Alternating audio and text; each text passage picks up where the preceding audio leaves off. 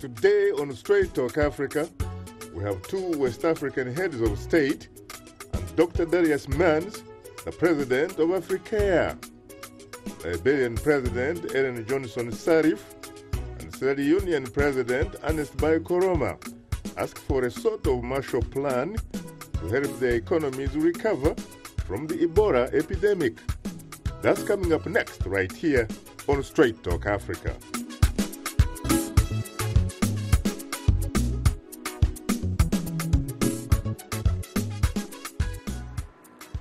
Hello, welcome to a special edition of Straight Talk Africa, live from the Voice of America studios here in Washington. It's Wednesday, April 22nd. I am Shaka Ssali. My colleague and social media reporter, Maria Majaro, is off today. And I should remind you that we will not be taking telephone calls today. Today, we'll examine the recent visit by 3 African leaders to Washington at the invitation of U.S. President Barack Obama.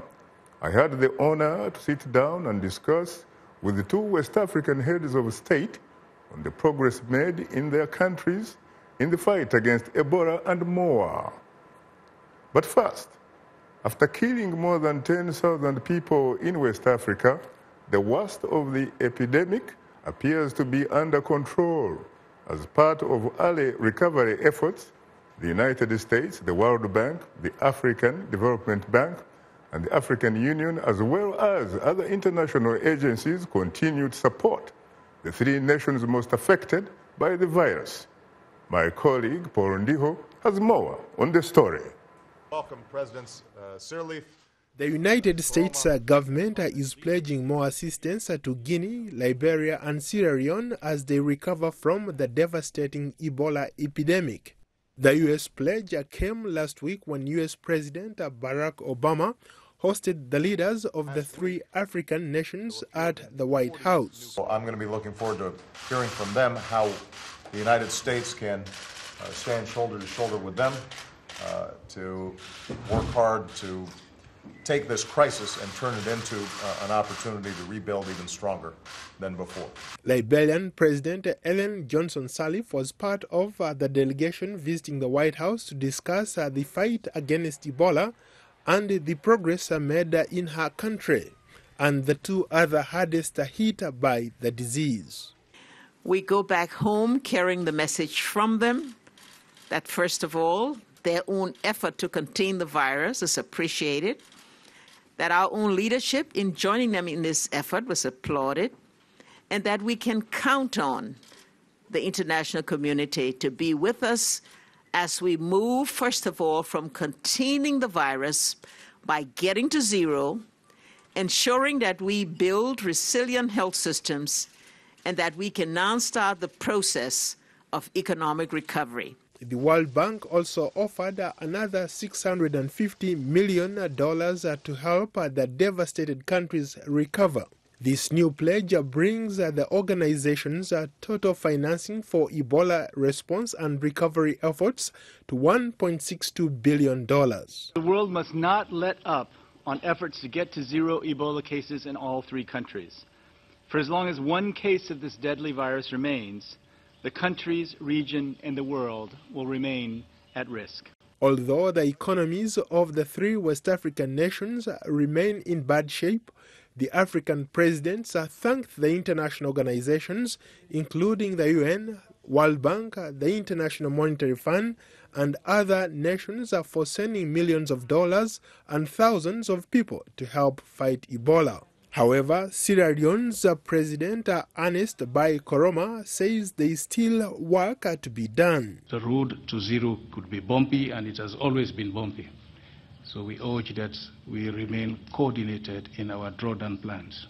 Analysts say before the Ebola virus struck the region, Guinea, Liberia, and Sierra Leone had some of the highest economic growth rates in Africa. But the crisis closed markets, crippled trade, and forced schools and workplaces to close. As thousands of victims recover from the disease, the leaders of the 3 nations are moving forward with plans to rebuild their economies and their countries.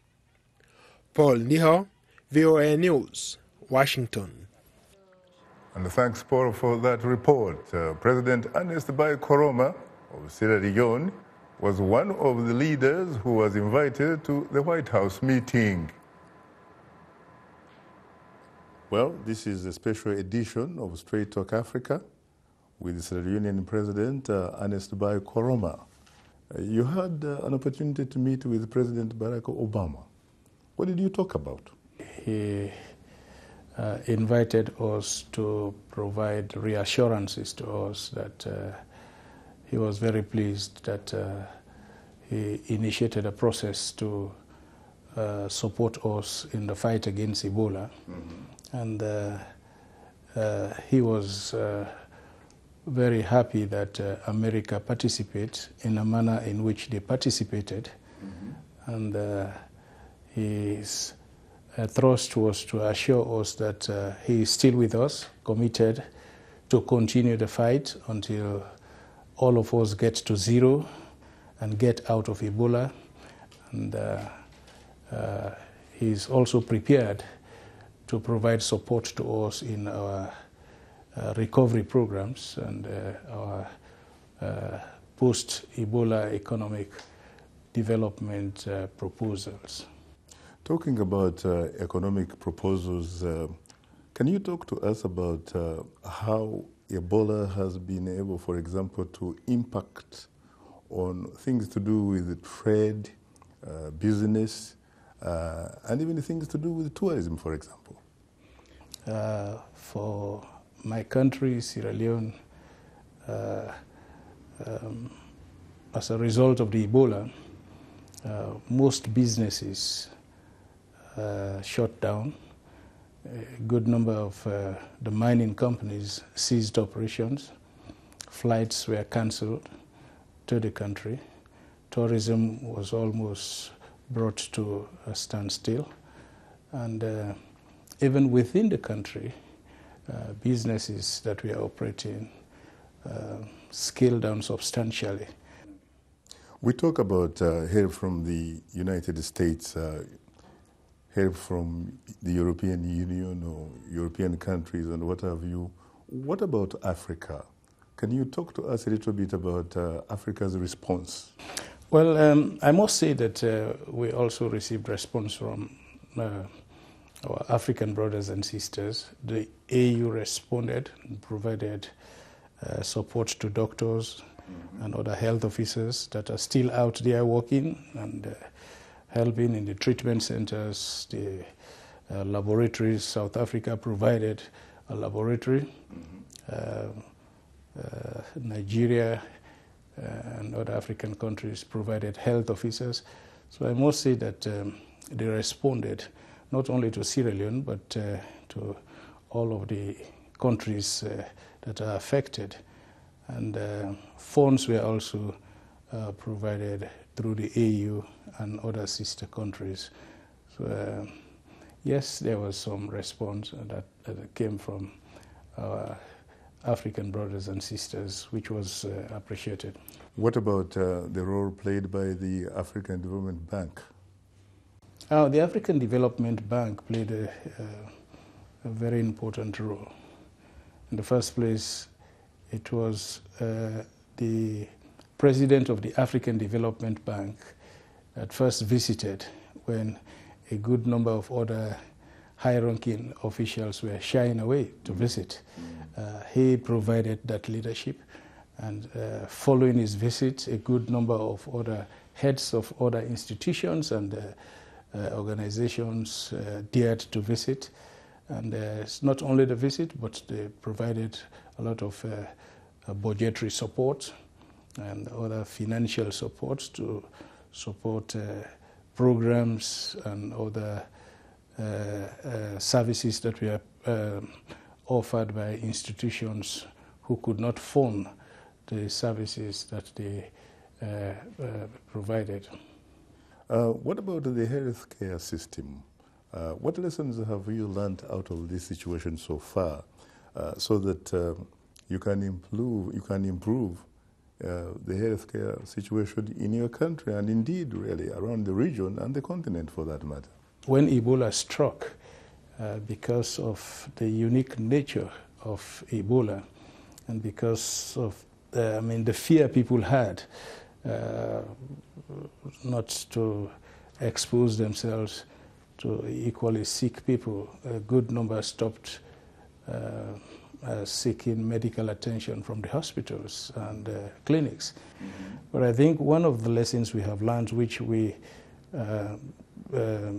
trying to quickly implement, is the establishment of disease control centers in our countries. I believe with the establishment of centers of excellence of disease control, we'll be able to fight back whenever we have a future outbreak. And it will also help us to strengthen the training of health officers, and maybe put in place structures that will clearly define protocols and processes in the existing health systems. What about the issue of terrorism? Of course, you do have Boko Haram not very far from you, and of course within the context of ECOWAS. Are people afraid of terrorism in Sierra Leone, especially given that it's not very far really removed from them? Well, to the extent that anything happening within ECOWAS is a concern to all of us, particularly when the country we consider as the big brother in ECOWAS is being affected, we feel very concerned about it. And we believe that as a sub-regional organization, we must continue to pay attention. We are happy that now we are getting to the point of adopting a regional effort in the fight against Boko Haram. Out of Boko Haram, we also have received threats here and there from the group in Somalia. And because of course you did have a contingent in Somalia. We did, but our people are now back home. We are watching the situation closely, and we are working with our international friends and partners to ensure that we put ourselves in a state of preparedness. What do you think, Mr. President, really are the fundamental root causes of what we call terrorism? Because I'm sure you know as well as I do that there is a saying that one man is a terrorist could very well be another man's freedom fighter. You see, it's a difficult situation, a difficult issue to clearly define. Because at the end of the day, when you do your research, you can hardly find any justification for some of the actions. We went through a similar situation over the years when a group of people formed themselves into a rebel force and pretending that they are coming to liberate people. At the end of the day, they ended up causing more harm and mayhem to the people they are professing to liberate, the people they give the impression that they are fighting for. So you get confused when people just take up arms and either in the name of religion or in the name of liberating people or in the name of fighting for independence of a section or a group, and they end up doing things that you really see no justification for their actions. When you talk about those sort of people in your country, you must be obviously talking about the RUF and Lance Corporal Fode Sanko and General Sam Bokari, General Mosquito. Very interesting. What about, for example, in the 1980s during the Reagan administration, he used to say that the ANC, for example, was a terrorist organization, that the Madiba himself Nelson Mandela was a terrorist? Well, I believe that it was a slightly different situation, because out there then you had apartheid, which the world rejected because they imposed sanctions against it. There was a lot of international outcry condemning it. Right. But you had people out there who believed that they were being oppressed, who constitute the majority of the people, whose home have been more or less taken away from them. Mm-hmm. And they were not asking for the whites to leave, they were asking for equal rights. Mm-hmm. And the fact that there was both pressure in and out, it gives some amount of justification to their efforts. I hear you. Last question, Mr. President. I know time is not our best ally, but I do have some pressure here. Why did you fire your vice president? Well, the party took a position that is taken out after investigations of certain allegations which the party was convinced about. And I took a position on the issue based on the authority given to me by the Constitution. But because the matter is now before our courts, I will not want to comment beyond this point. I see. Because the matter is now before the Supreme Court, and I don't want to prejudge the outcome. Does it in some ways remind you about a case in Malawi where the late now Dr. Binga wa Mutharika actually had his vice president, Joyce Banda, sacked from the party, but couldn't sack her from the vice presidency? The Malawian situation is different. The provisions of our constitutions are different. It is very interesting because even this Leone Bar Association happens to be split on whether or not, in fact, your move was constitutional or unconstitutional. That is for the courts to decide. On that note, Mr. President, it was a pleasure having you on this special edition of Straight Talk Africa. Thank you very much. You're most welcome, sir. That was Sierra Leonean President Ernest Koroma, who talked with us about the purpose of his trip to the nation's capital.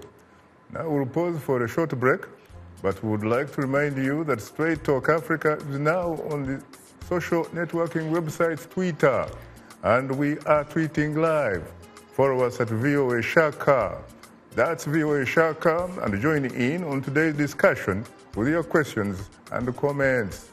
Don't forget to use the hashtag VOA West Africa Leaders. And we are still on Facebook. Just enter the keywords Straight Talk Africa. Become a fan and connect with other friends of the Voice of America. We'll be right back with you, so please don't go away. The lyrics could be French, English, Portuguese, Bantu, Arabic. It is the beat. The African beat that counts. The beat does all the translations. It cuts across all languages and gives us the understanding that this is the African beat. It is so distinct and adhesive. It binds us together. African Beat on the Voice of America. For more information, visit our website at www.voanews.com/AfricanBeat.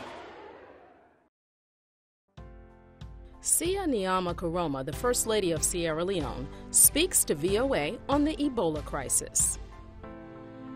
I would want the people in West Africa to know that Ebola is real. Ebola kills. Early detection and prompt treatment can save lives.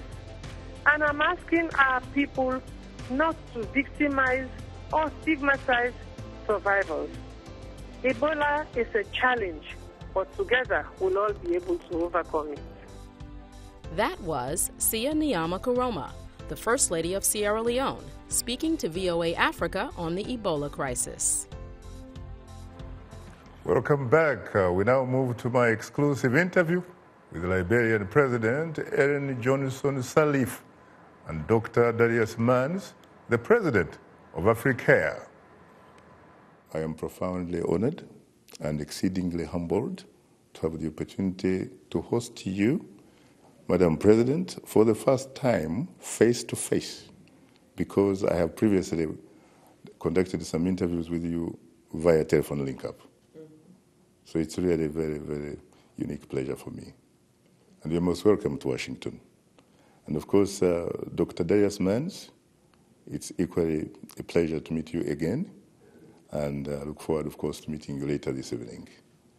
My first question to you, Madam President, President Ernest Sirleaf, what is the purpose of your trip to Washington this time around? President Obama invited the leaders of the three countries affected by Ebola, Liberia, Guinea, and Sierra Leone, to have a meeting with him, to share some of the experiences we have had, to recognize some of the progress we have made, and to reassure us that the United States will continue to be with us until we totally contain this virus and we embark upon our economic recovery programs. Mm-hmm. You know, there are people, of course, who say that, yes, you can talk the talk, but sometimes you really have to walk the talk. Was there anything concrete that you agreed upon that the United States President pledged to do for the three affected countries in West Africa? Well, you know, the Congress had already appropriated a certain amount to fight Ebola. And out of that, there was $1.4 billion that's supposed to be allocated to the three countries. Now, of course, as you know, that allocation we don't have all the details on, and a lot of it go to U.S. institutions that have been involved in working with us to fight the disease. Well, we made more progress, you know, than had been anticipated when these estimates were made. And what I take it as something concrete is that President Obama said, well, we recognize the progress.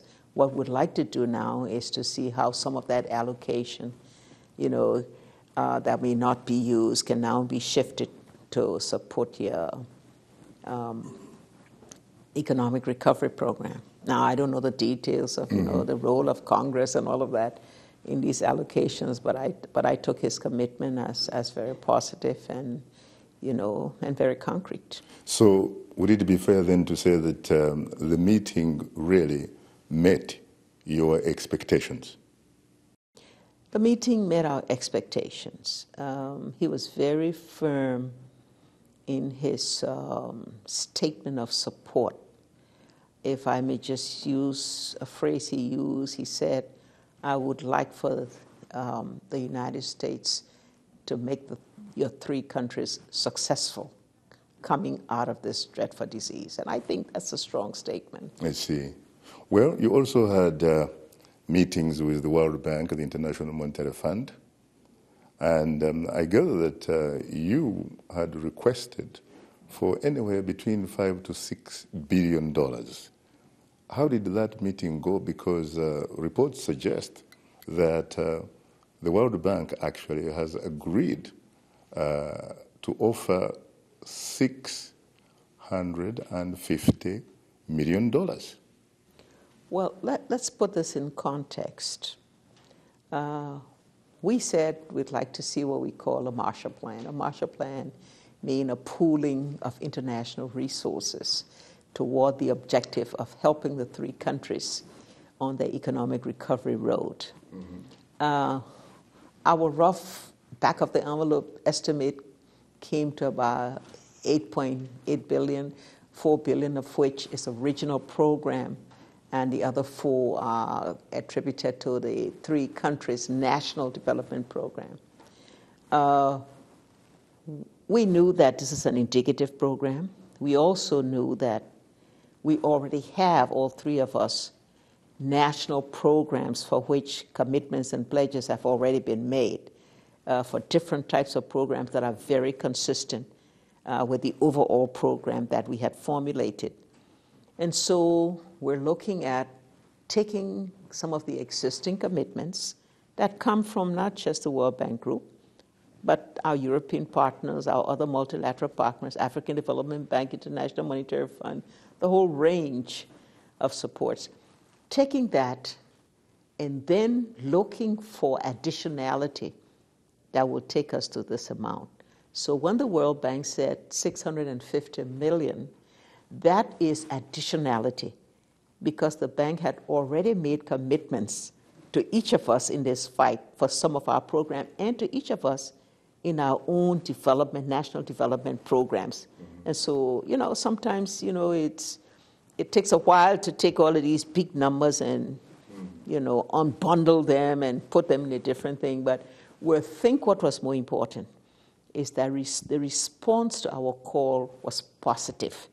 And everyone said these countries deserve the help, not only because we've been through this, but because we have to prepare our health systems to have the resistance and the capacity to respond to this, because this is not a West Africa threat.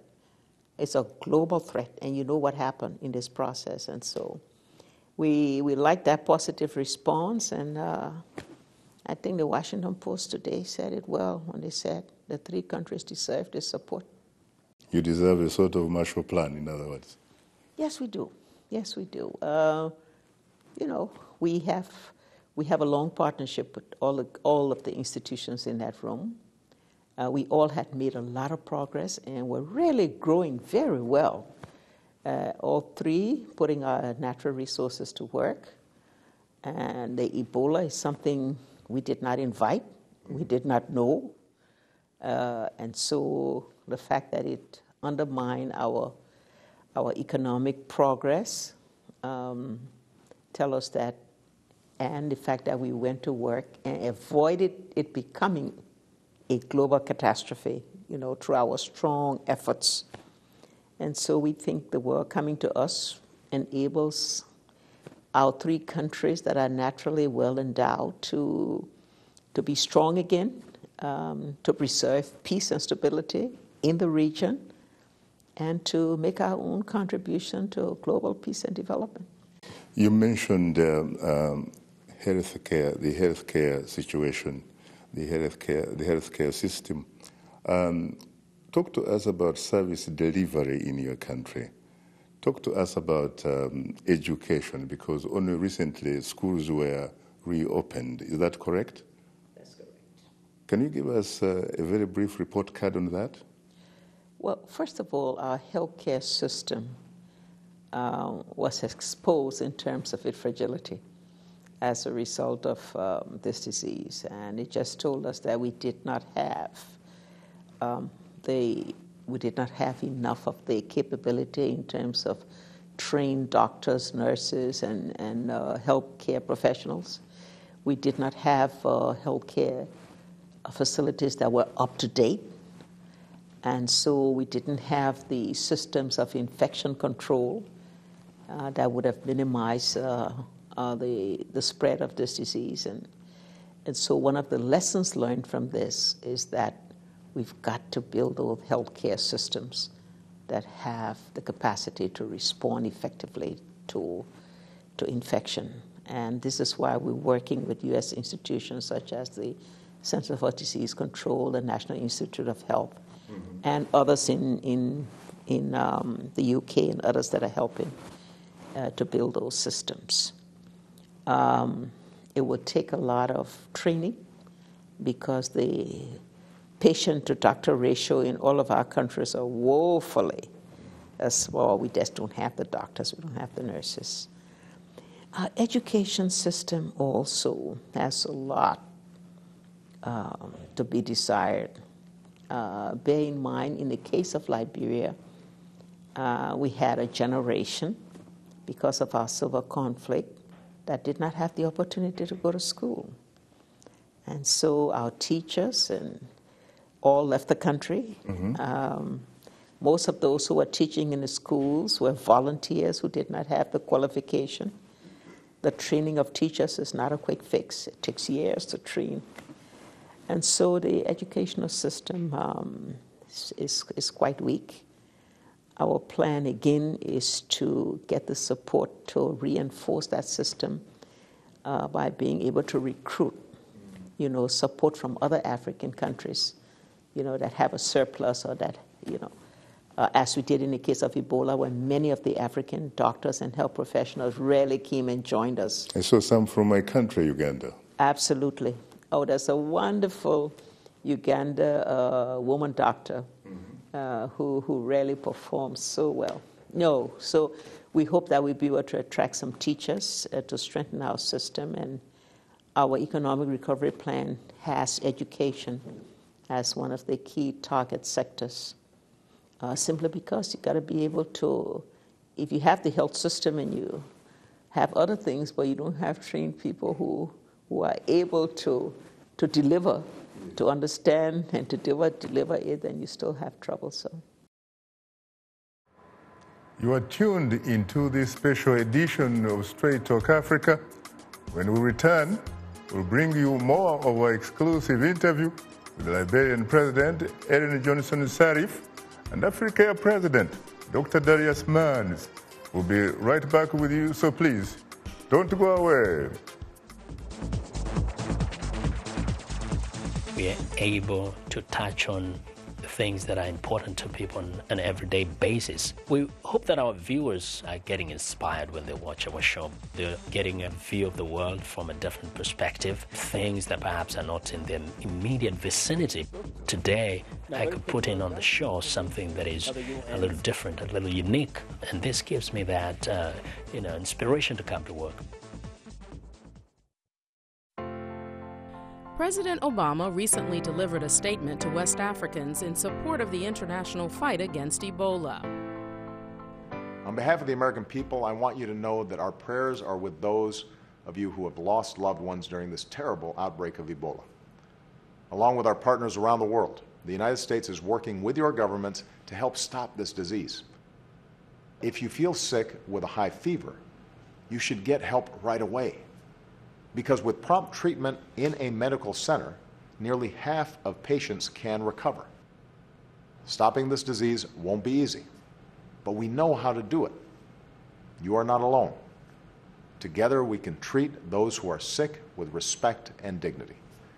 We can save lives, and our countries can work together to improve public health so this kind of outbreak doesn't happen again. In this urgent work, and in building a stronger and more prosperous Africa, you'll continue to have a partner in me and in the United States of America.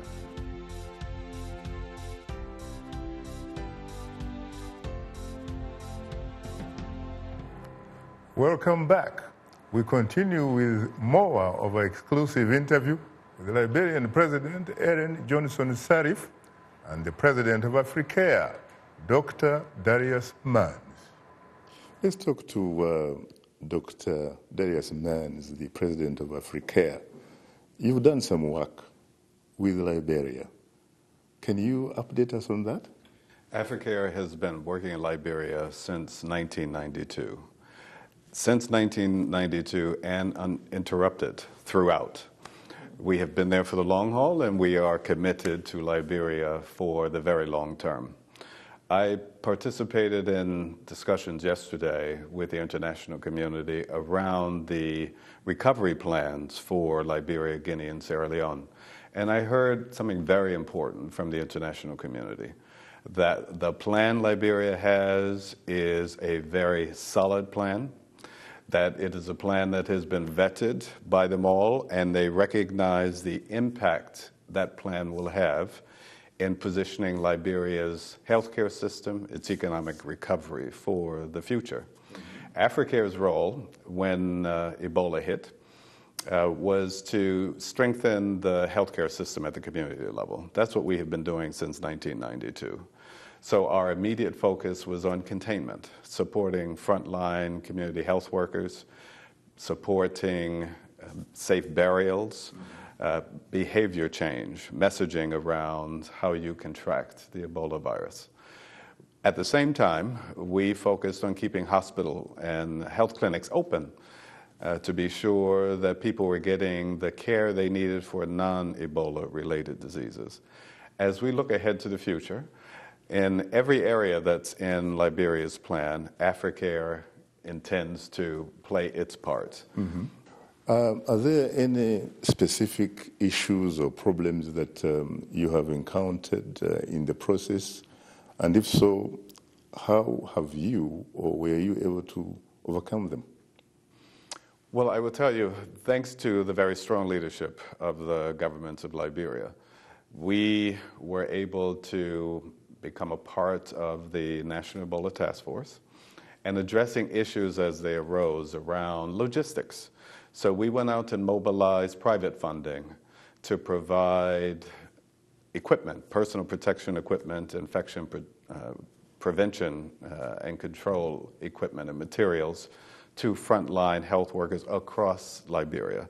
We supported more than 100 health facilities across the country because we recognized this was a problem that we were encountering along the way, making sure people on the front line had what they needed to be able to respond. Very interesting. Let me come back to you, President Sirleaf. If you could put your fingers on something, can you tell us, for example, what you would consider to be the single most important decision that you were able to make during the Ebola crisis? To empower the communities to take ownership, to take responsibility, to fight the virus. I think that was the most important decision, and it brought the best results. What about what you would consider to be the single most regrettable decision? I had to go contrary to long-established culture and tradition by ordering cremation. A difficult decision because, like I say, it runs contrary to anything our country has ever done. It's not part of our nature. But in the end, in retrospect, I'm glad I did because it made a big difference at a time when we had hundreds of people dying on the streets, mm-hmm. and they could not be touched because the disease was spread. And so, but it was a hard decision. You happen to be the first democratically elected female president in Africa. Has that come with any specific challenges that you have been able to face simply because you happen to be a female president? The challenge to succeed. By being the first, I raised the expectations, and the aspirations of women in Africa, of young African girls and boys and women all over the world. And so the challenge to succeed is strong, and I hope that I will meet that challenge and that they will see the period in which I serve as one that's made a big difference in the lives of Liberians. You have accomplished a lot of things, President Sirleaf. Do you have any particular individual that you look at as being your hero, your role model, someone that gave you her shoulders or his shoulders to climb on in order for you to see a little bit further? I guess my two heroes, have passed on, but certainly Julius Nyerere and Nelson Mandela, for so many reasons, are two people that motivate and inspire me and thousands of Africans and people all over the world. It's interesting that you mention the Madiba as one of your heroes, and of course Samuel Julius Nyerere. You know as well as I do what is taking place right now in South Africa. Xenophobia the plight of Africans who happen to work or earn a living in South Africa? What do you think Nelson Mandela or Julius Nyerere, who worked very hard to help end apartheid and colonialism in South Africa? Well, I think it's sad, and certainly the kind of unity that was preached and practiced by President Nyerere and President Mandela. But I must say that President Zuma and the government of South Africa are also responding appropriately to this, because they too have taken the decision and have conveyed to their people that this is wrong, that Africans are, Africans, and that we need to control our emotions sometimes if we feel that others are getting benefits to which we're entitled. And I think that message from President Zuma and the South African government is strong and responsive and appropriate. You know, of course, that you also have problems with African migrants trying to cross the Mediterranean, going to Europe. This happens almost every week, every month. Is there something that can be done at your level, the heads of state level, members of the African Union? Is there something, frankly, that you can do so as to help solve some of these problems? Because there must be forces that push and forces that pull. I tell you, the one response we can do is have a stronger appeal to our partnership countries to do more for fighting poverty in our countries. Mm-hmm. To keep the population home, you have to be able to address their basic needs. They have to be comfortable that they can access the services that they need, that they can live, their livelihoods. Because if you don't, then there will always be those who see that their lives are too difficult and too hard, therefore they have to migrate to where they can find, better opportunities and better comfort for them. So the answer is to help us to develop our economies, to create those conditions where our people do not want to leave and they'll stay at home. I gather that you are left with about 30 months in order to end your second constitutionally allowable time? Our Constitution calls for October 2017 for national elections. We're headed there. Interesting. How do you think, or what in fact do you wish, or would you like to be best remembered for? I'll say it again. I hope I'll be remembered that I made a difference in the lives of the Liberian people. That when I met them, and when I leave them, their lives would be better off. What is it like to be a president of Liberia? Strong character, strong patience, strong commitment, a combination of all of those, and we think we're getting there. We think we're doing that. When you sold to the presidency, surely you must have had a vision, the vision thing. What was your vision, and to what extent do you sincerely feel that you have been able to deliver on that so far? The vision was to transform Liberia. When we took over, it was a devastated country, totally dysfunctional. To transform it, to get away from the old, structural deficiencies and arrangements, and introduce new methods. We've been able to achieve some things, but it was more difficult than I anticipated, given the many years of conflict, given the trauma to which many of people, given the deprivation to which they had suffered. And so the capacity to respond at the pace that we would have liked was just not there.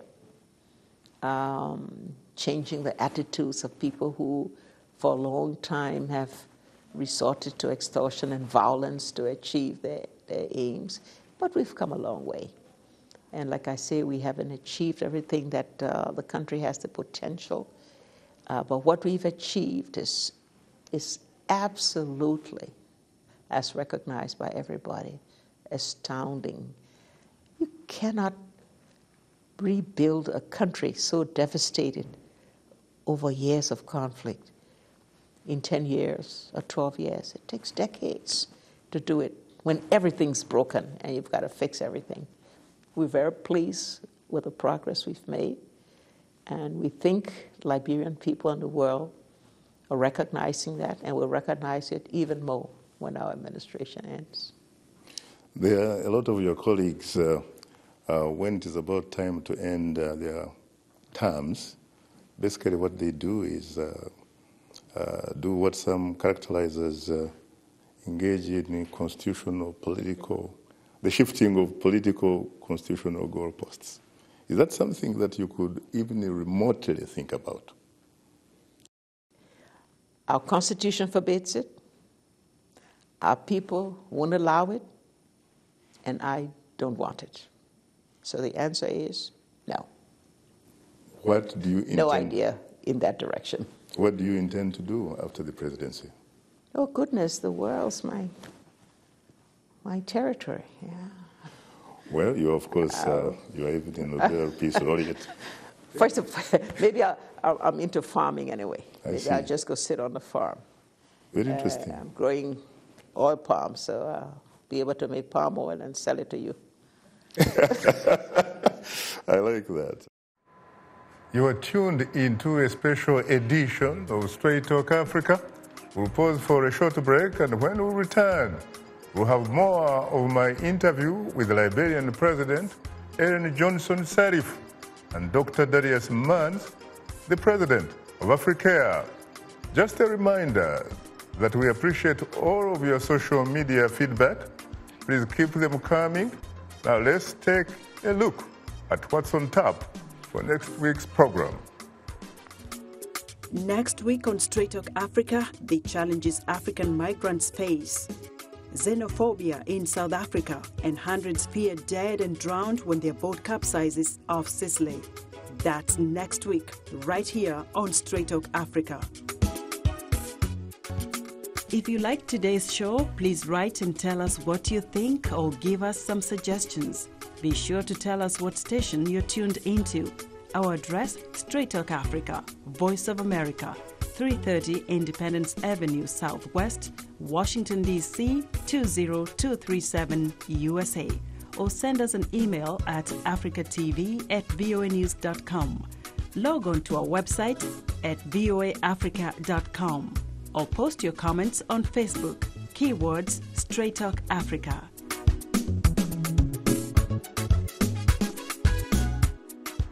Thank you very much, Esther Gidui, and welcome back. If you have just joined us, we are continuing with the last part of our exclusive interview with Liberian President Ernest Sirleaf and Dr. Darius, the President of Africare, as part of our special edition of Straight Talk Africa.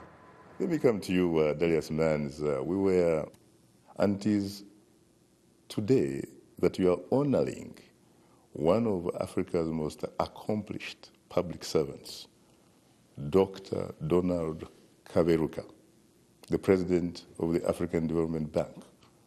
Why are you honoring him? Donald Kaberuka, I think, has been a transformational leader. But I think he's also helped to change the narrative on Africa, about Africa's place in the world and its seat at the table. And it's for those reasons we believe he should be honored as he leaves office. What about his role in helping to combat Ebola? The African Development Bank, I know, has in all three countries stepped up to help respond to Ebola. We, in fact, Africare has been doing some work with them in the case of Liberia, but also looking at it at a regional level, recognizing that in addition to these country plans, you have to be sure that it's being addressed at the regional level, because as we all know, Ebola does not need a passport. It jumps across borders, so to be able to address it forcefully, get to zero, stay at zero, and to rebuild, a regional response is needed too. Let me come to you again, President Sirleaf. You talked earlier how, of course, you've been able to empower women. How specifically have you been able to do that? Because there are a lot of other countries that have had female heads of state or prime ministers. I can talk about Pakistan, where you had Benazir Bhutto and what have you, and yet you still have a Malala coming out of Pakistan. Malala, of course, you know her because she's now one of your colleagues, having won the recent Nobel Peace Prize. Well, what we've done when it comes to professional women, I mean, we've just opened a political space so that more and more of them aspire and participate in political life. But perhaps more importantly, we've empowered rural women, you know, women farmers, women marketeers, and we've done that by giving them better working conditions. We've done that by giving employment opportunities through vocational training to those who are younger. And I think more importantly, we've given them a voice. And so today when I go around into the rural areas and meet women, they are so proud when they say, you know, before you, we could not sit in a meeting. The men wouldn't allow us to be a part of decision and discussion, but today they can't stop us because we talk and they know that, you know, if you're president, that we have a right to speak. So I think we've done a lot to empower them. And today the Rural Women Association and the Liberia Marketing Association, headed by a woman, all our women organizations are very strong forces in our society. You won a Nobel Peace Prize. To what extent has that also really added some clout to you, added some sort of, made perhaps your stature even more visible? And to what extent have you been able to take advantage of that so as to mobilize resources globally in order to help your country? No, clearly it's a great honor to win a Nobel Peace Prize, but I haven't used that as a marketing tool. I haven't had the need to do that. And so the stature that it brings enables you to, to reach out in any area of endeavor and to have a commanding voice, and also to be an inspiration to many other people who would like to have a path that leads them to similar honor. But I haven't used that prize to say go out and mobilize resources. I'm just, let me put it this way, I'm involved in so many other ways, mobilizing resources, that tool has not been used. What about the manner in which some of the resources that you have mobilized have been used? Are you satisfied in the manner in which some of the resources have been used? Because there have been some reports which have been very critical about some of the monies meant to help Ebola, for example, victims and what have you, but some individuals take advantage of them, of the money. We do not have any strong evidence in that regard. First of all, Ebola money does not really come directly to countries, the bulk of it. The bulk of it goes to UN agencies, bilateral agencies, international and domestic NGOs. It's only that which comes to us from some of the multilateral institutions as budgetary support that goes into our budgetary system. And so it's accountable under our budget systems and procurement rules. And there may have been one or two cases where, in the intensity of the battle, people did not observe the process required by procurement rules in normal times. That's the only time that we know of any kind of concern. But our auditing process is still on. We're very confident that our own auditing commission will deal with that. We have external audit agencies that are being recruited to be able to do that. And so we're committed to full accountability as of now. I feel that we don't have any great concern about any misallocation or misuse of resources. Now, not until all the audits are complete, because funds are given to different groups that ultimately have to do their expenditure reports, and it has to be audited. What will come out of that, I don't know, but like I say, as of now, we feel okay about it. What about you, Dr. Mans? As far as the Africare is concerned, do you run into some of those issues sometimes on the ground? Well, we have checks and balances, and as the President has said, in our financial management approach, ensuring that we do audits. We have internal auditors as well as an external audit to be sure that resources are being used for the purposes intended, that we're getting real value for money. Because I think that's extremely important in the execution of this recovery plan, which by providing support from the community level, the district level, the county level, the national level, will ensure that Ebola never again has the upper hand. Final question, Madam President. I take it now that in as far as combating the epidemic, you are probably beginning to see the light at the end of the tunnel? Oh, definitely we see the light at the end of the tunnel. We're into the 28th day of 0 cases, 21 days after the 1 case that we had. And so we feel very, very confident that we're at the end of the tunnel. But this is a disease that we don't know. Its dimensions, its ability to recur is something that we still have to be mindful of, and that's why we all say until we do 0, until we remain at 0, we need to be vigilant. We need to keep up the precautionary measures. We need to work together, exchange information, and we need to build our health systems that have the resilience to respond. If there was a young lady watching Straight Talk Africa and wanted to follow in your footsteps, really wanted at the end of the day to be Madam President, do you have any specific message for that young lady? What does she need to do in order to become like you? To study well, to determine her dream, to work on the path toward the achievement of that dream, to don't be deterred by the difficulties that she will face, and above all, get the education that makes you competent to achieve your objectives and to realize those dreams. On that note, Madam President, thank you so much for agreeing to take off some time and grant us this opportunity to interact with you.